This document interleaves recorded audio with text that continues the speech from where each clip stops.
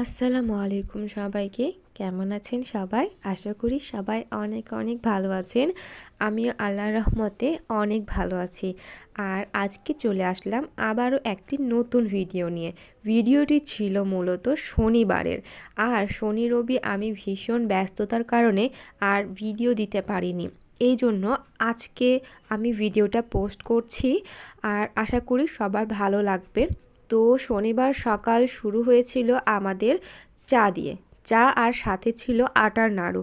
এই আটার নাড়ুটা আমাদেরকে একজন দিয়েছিল। আর এই আটার নাড়ুটা আমি কখনোই খাইনি অবশ্য, তবে ভালোই ছিল মোটামুটি। আর তারপরে আমি এখানে কয়েকটা রুটি বানিয়ে নিচ্ছিলাম। আসলে রুটিটা আমি বানাচ্ছিলাম না, মানে আম্মুই রুটি বানাচ্ছিল। তবে আম্মু একটু ব্যস্ততার কারণে মানে কাজ করাতে আমি ভাবলাম যে আমি 2টা রুটি বানিয়ে দিই। তো আমি 3-4টার মতো রুটি বানিয়ে দিয়েছিলাম, বেশি না।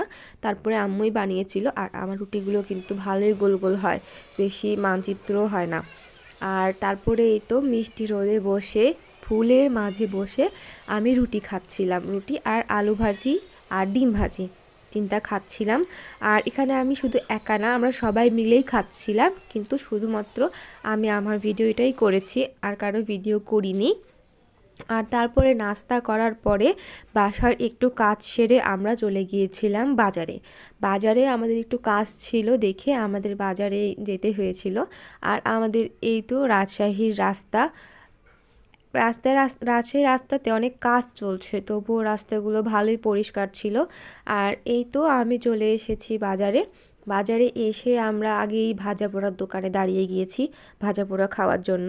বাজারে আসবো আর রাস্তার ধারের এসব ভাজা পোড়া খাবো না তা কি হয়? এগুলো খেতে ভীষণ মজা, তবে স্বাস্থ্যের দিক থেকেও প্রচুর খারাপ।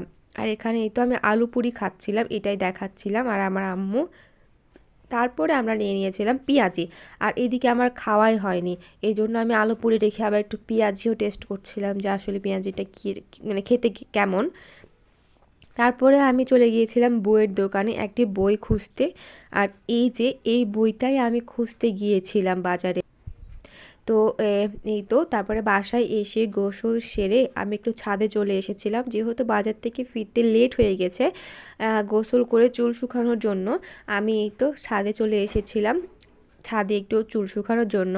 আর যেহেতু ছাদে এসেছি, ফাঁকা বসে থেকেও তো লাভ নাই, এই জন্য একটু বই নিয়ে, ওই যে বইটা কিনলাম সে বইটাই নিয়ে এসেছিলাম একটু পড়ার জন্য। তো আজকের ভিডিওটা আমার এইটুকুই ছিল।